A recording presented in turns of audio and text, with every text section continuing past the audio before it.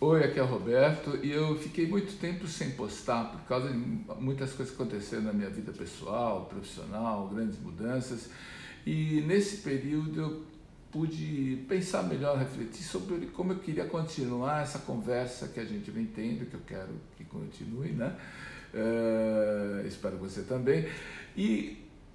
Bom, óbvio, resolvi continuar falando de linguagem fotográfica, que é o que me interessa, mas também de memória.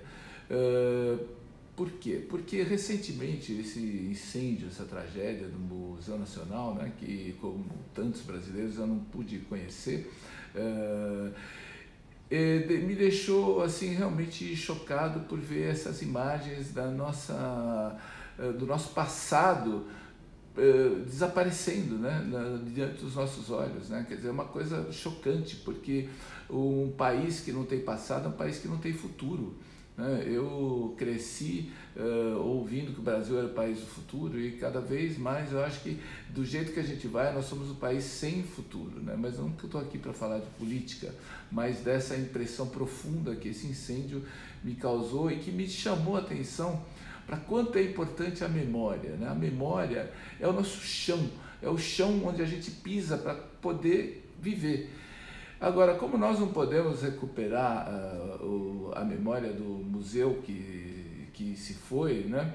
Fiquei pensando que uma coisa que cada um poderia fazer e deveria fazer na sua vida, né, era recuperar a própria memória pessoal, né, a memória do seu passado, da sua família, para contar para os seus filhos, para dividir com as pessoas que são caras, né, para que nesse exercício a gente possa conservar viva a memória da nossa origem, porque com a quantidade de informação que a gente recebe hoje em dia, a gente acaba perdendo contato com a gente mesmo e com aquilo que a gente é.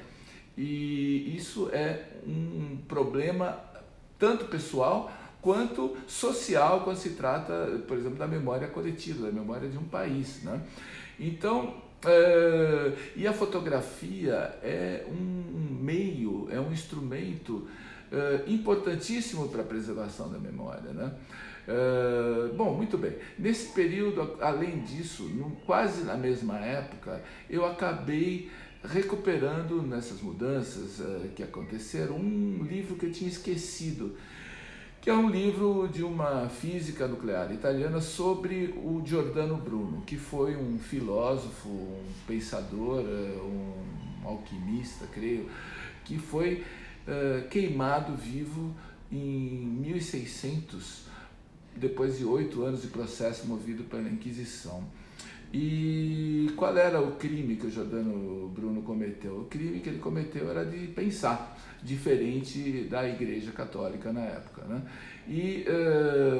Mas o curioso é que eu acabei na minha cabeça, eram coisas muito próximas, o incêndio do museu, o fogo que queimou esse homem, qual é a conexão que uma coisa tem, parece que nada tem a ver com ela, mas tem a ver, tudo tem a ver, porque na verdade os dois incêndios eles são ações que foram exercidas pelo poder para combater o conhecimento, né? O Giordano Bruno dizia que o maior crime, a maior mal que existe na humanidade é a ignorância.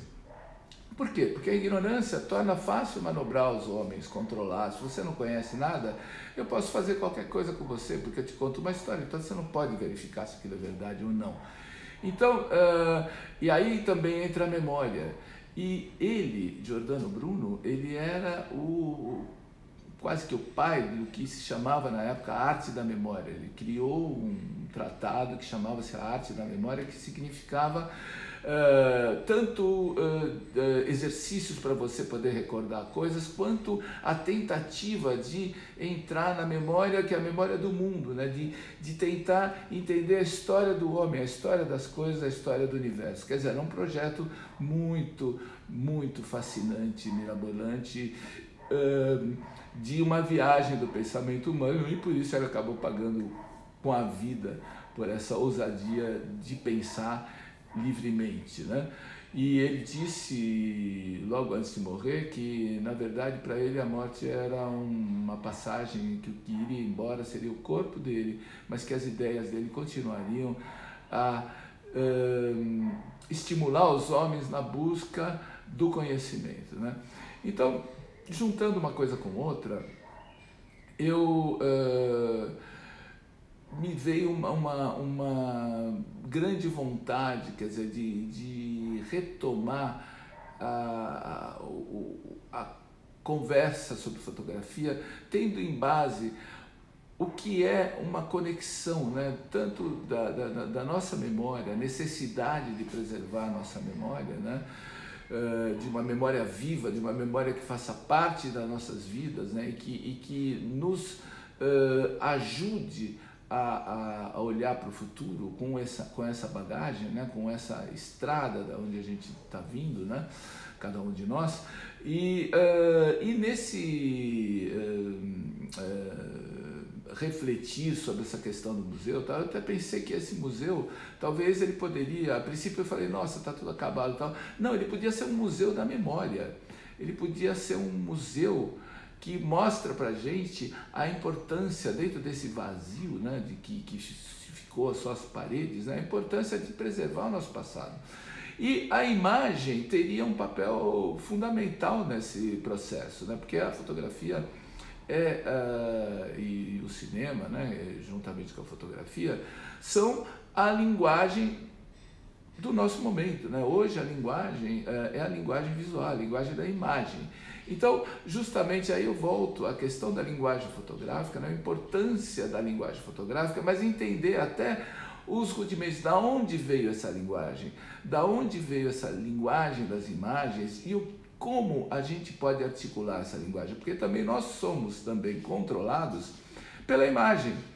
Nós vemos imagem o tempo todo e essas imagens acabam influindo profundamente na vida da gente, e a gente, se entender melhor como elas são criadas, o que elas significam, a gente pode também usar essas imagens para nos expressar numa linguagem contemporânea, né?